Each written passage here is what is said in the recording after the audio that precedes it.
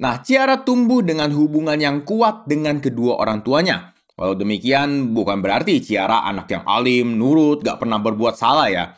Ia kemudian didiagnosis menderita osteosarkoma, semacam kanker tulang yang cintanya pada Tuhan yang semakin dalam akhirnya membawanya pada keinginan suci untuk menjadi seorang biarawati guys, saat umurnya baru 16 tahun saat itu.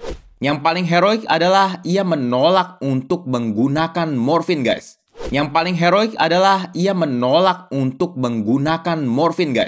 Halo teman-teman semua, welcome back to Rock Reward Orang Kudus edisi 29 Oktober.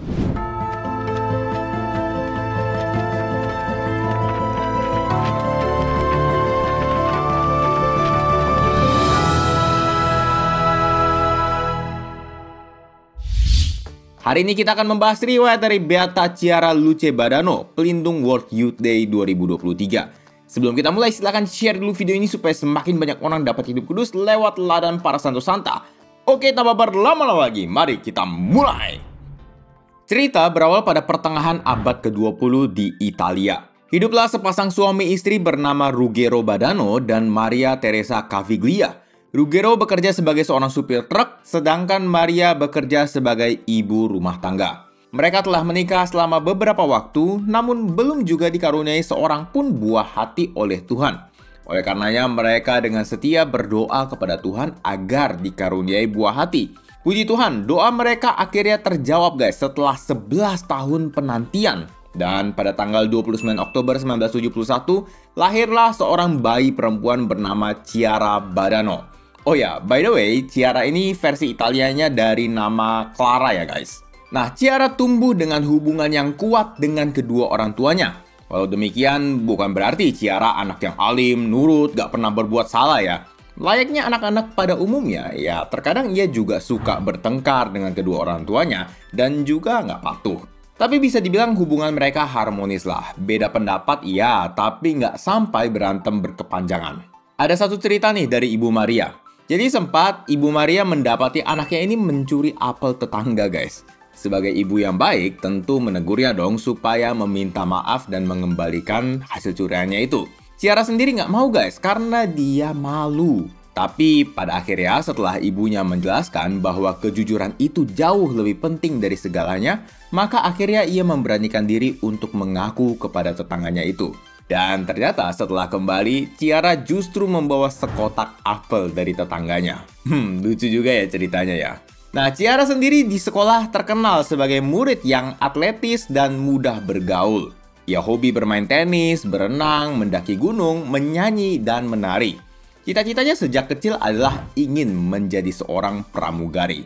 Di samping itu, Ciara juga aktif dalam kegiatan-kegiatan gereja guys. Pada tahun 1980, ketika umurnya masih 9 tahun, ia bergabung dengan sebuah organisasi Katolik bernama Gerakan Focolare, sebuah organisasi internasional yang mempromosikan persatuan dan persaudaraan universal. Pendirinya adalah Servant of God, Ciara Lubih, yang saat ini juga sedang ada dalam tahap menjadi orang kudus.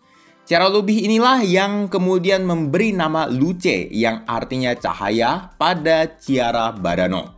Dalam organisasi ini, Ciara tergabung dalam GEN, sebuah suborganisasi khusus untuk anak muda, di mana ia belajar untuk selalu mengutamakan Tuhan di atas segalanya. Cintanya pada Tuhan yang semakin dalam akhirnya membawanya pada keinginan suci untuk menjadi seorang biarawati guys, saat umurnya baru 16 tahun saat itu. Namun ternyata Tuhan mempunyai rencana lain baginya. Pada akhir liburan musim panas tahun 1988, saat ia bermain tenis, ia merasakan sakit yang sangat hebat di bagian bahunya. Awalnya sih gak ada curiga apa-apa ya. Mungkin bisa jadi kurang pemanasan lah. Tapi setelah 3 bulan berlalu, sakitnya ini ternyata makin parah guys. Hingga akhirnya pada awal tahun 1989, ia diopnam untuk mendapat perawatan pada bahunya tersebut.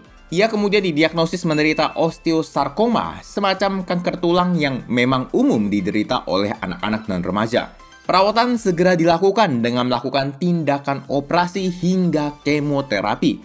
Namun sepertinya tidak berdampak signifikan karena kankernya sudah masuk tahap metastatis atau penyebaran. Walau sakit, namun Ciara menghadapi semuanya dengan senyuman guys. Selain itu, ia juga memohon kesembuhan dan kekuatan lewat berdoa dengan perantaraan Bunda Maria. Bunda Surgawi, saya meminta mukjizat penyembuhan. Jika ini bukan bagian dari kehendaknya, saya mohon kekuatan yang diperlukan untuk tidak pernah menyerah. Wah, indah banget ya doanya. Rambut Ciara mulai rontok dan kondisinya tidak membaik. Bahkan pada bulan April 1989, kakinya lumpuh total. Namun uniknya, Ciara memandang penyakitnya ini bukan sebagai kutukan ataupun hukuman Tuhan, melainkan sebagai kurban silih bagi Tuhan. Untuk engkau, Yesus, jika engkau menghendakinya, aku pun juga menghendakinya. Yang paling heroik adalah ia menolak untuk menggunakan morfin, guys. Oh ya, buat yang belum tahu, morfin itu obat untuk meredakan rasa sakit ya.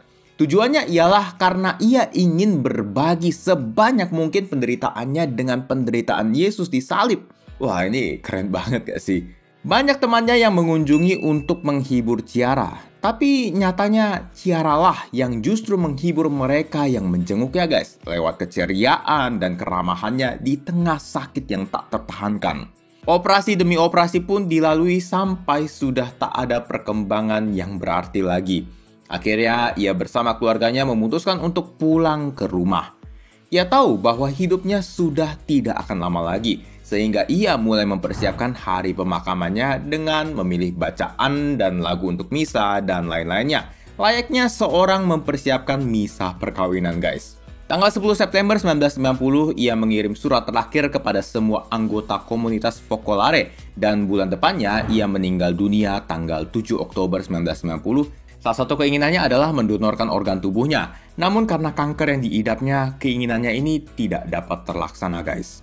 Ciara Luce Badano kemudian dibeatifikasi oleh Paus Benedictus ke-16 tahun 2010 di Sanctuary of Our Lady of Divine Love. Hari peringatannya diperingati tanggal 29 Oktober tepat pada hari ulang tahunnya. Karena hari kematiannya tanggal 7 Oktober bertepatan dengan pesta Bunda Rosario.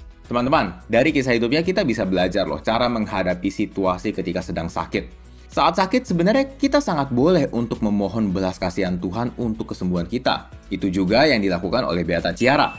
Namun yang perlu kita ingat adalah supaya kehendak Tuhan yang terjadi atas diri kita. Karena seringkali kita minta kesembuhan, tapi pas gak sembuh-sembuh, kita justru ngambek sama Tuhan dan jadinya marah sama Tuhan. Seakan Tuhan itu bisa kita atur-atur. Nah pertanyaannya, apakah marah-marah itu bisa menyelesaikan masalah? Apakah dengan marah, ngomel, menggerutu, penyakit kita bisa sembuh? Enggak kan? Guys, sakit penyakit itu memang akan menimbulkan penderitaan bagi kita. Tapi berbahagialah teman-teman bila kita menderita bukan karena hal yang kita sebabkan sendiri. Karena dengan demikian kita memanggul salib, guys. Santo Petrus sendiri menulis seperti ini. Sebab adalah kasih karunia jika seorang karena sadar akan kehendak Allah menanggung penderitaan yang tidak harus ia tanggung. Salah satu yang bisa kita lakukan adalah mempersatukan penderitaan kita dengan penderitaan Yesus. Kita harus selalu sadar bahwa penderitaan yang kita tanggung ini kalau dibandingkan dengan penderitaan Yesus itu nggak ada apa-apanya, guys. Oleh karena itu teman-teman, terutama yang sedang sakit, tetap semangat dan terus mempersatukan penderitaan kita dengan penderitaan Yesus sehingga pada akhirnya nanti kita juga dipersatukan bersama Yesus di surga. Beata Ciara Luce Badano, doakanlah kami. Amin. Oke guys, begitulah kisah hidup dari Beata Ciara Luce Badano. Kalau teman-teman merasa video ini bermanfaat, teman-teman boleh like, subscribe, dan share untuk mendukung pengembangan channel ini. Terima kasih sudah menonton dan sampai jumpa di Rock edisi selanjutnya. 再见。